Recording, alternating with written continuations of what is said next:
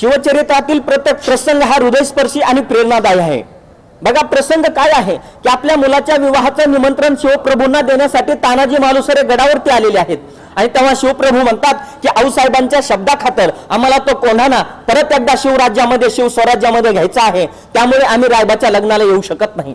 तेव्हा तानाजींच्या आतमधला मावळा जागा होतो आणि तानाजी म्हणतात की राजा आधी लगीन कोंढाण्याचं मग रायबाचं, आणि तानाजी मालुसरे शिवप्रभूंच्या शब्दाखातर कोंढाणा सर करण्यासाठी कोंढाण्यावरती गेलेले आहेत आणि तानाजींच्या समोर उभा आहे त्या कोंढाण्याचा किल्लेदार उदयबान। तानाजींची आणि त्या उदयबानाची घनघोर अशी लढाई सुरू झालेली आहे आणि उदयबानाच्या एका घावानिशी तानाजींच्या हातामधील असणारी ढाल दुभंगलेली आहे। अशा अवस्थेत सुद्धा न डगमगता तानाजीने आपल्या डोईचा शेला हाताला गुंडाळलेला आहे आणि तानाजी मालुसरे उदयबानाचा प्रत्येक वार त्या शेल्यावरती घेत आहेत। मात्र उदयबानाच्या प्रत्येक वारानिशी अंगावरती झालेल्या इंच इंच जखमांमुळे शरीरातील सगळं रक्त वाहून गेलेलं आहे। तानाजी मालुसरे ग्लान येऊन बेशुद्ध अवस्थेत निश्चित पडलेले आहेत आणि कधी कधी मनाला वाटतं अरे तानाजींच्या त्या निश्चित पडलेल्या देहाच्या बंद डोळ्यात आयुष्यातील अनेक अविस्मरणीय आठवणींचे थवे आले नसतील का?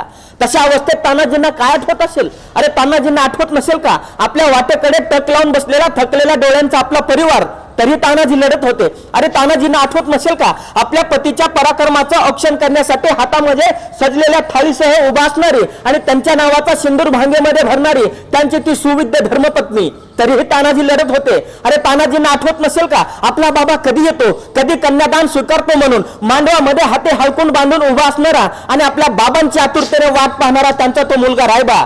अरे आपल्या वडिलांच्या निधनानंतर आपल्याला लहानाचं मोठं करणारा 80 वर्षाचा तो तरणा बाण सेलार मामा, की आठवत नसेल आपल्या भावाचा पराक्रम अवघ्या पंचक्रोशीला छाती ठोकपणे सांगणारा त्यांचा भाऊ तो सूर्याजी, आठवत नसेल का त्यांच्यावरती त्या गर्व करणारा त्यांचा तो गाव, शिवप्रभूंनी दिलेली जबाबदारी, घेतलेली स्वराज्याची शपथ, हे सगळं सगळं आठवत होतं आणि केवळ शिवप्रभूंच्या शब्दाखातर शेवटच्या श्वासासोबत जगण्या मरण्याची लढाई मालुसरे करत होते।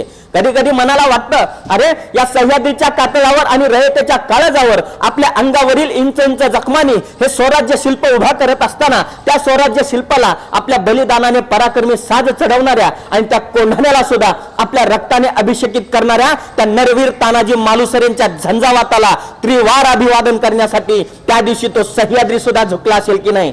अरे ती ढाल, ती तलवार, तो शेला अजूनही जिवंत इथल्या मराठी धमन्यांमध्ये आणि या शिवभूमीमध्ये खंबीरपणे उभा असणारा तो शिवगड, अरे तो शिवगड नव्हेच मुळी, ते आमच्या तानाजींचं शौर्य, तो आमच्या तानाजींचा पराक्रम, तो आमच्या तानाजींचं बलिदान, तो आमच्या तानाजींचा झंझावात आणि तो आमच्या तानाजींचा धगधगता इतिहास, आणि तो इतिहास अविरतपणे तेवत राहील इथल्या स्वराज्य स्पंदनांमधून। तरीही तानाजी लढत होते, शेवटच्या श्वासासोबत जगण्या मरण्याची लढाई करत होते, केवळ शिवप्रभूंनी पाहिलेल्या स्वराज्य स्वप्नांच्या स्वप्नपूर्ततेसाठी। त्यांना माहिती होतं हे स्वराज्य माझं आहे, हे स्वराज्य तुमचं आहे, हे स्वराज्य दीनदलितांचं, पददलितांचं, शोषितांचं आहे, हे स्वराज्य स्त्री रक्षणाचं आहे, हे स्वराज्य आत्मसन्मानाचं आहे, हे स्वराज्य शेतकरी सन्मानाचं आहे आणि हे स्वराज्य मातृभूमीच्या आत्मसन्मानाचं आहे। आणि याच स्वराज्यासाठी शिवप्रभूंनी चालवलेल्या स्वराज्याच्या संघर्ष यज्ञकुंडामध्ये आत्मबलिदानाच्या समिधा अर्पण करत असताना इंचभर सुद्धा मागे न हटणाऱ्या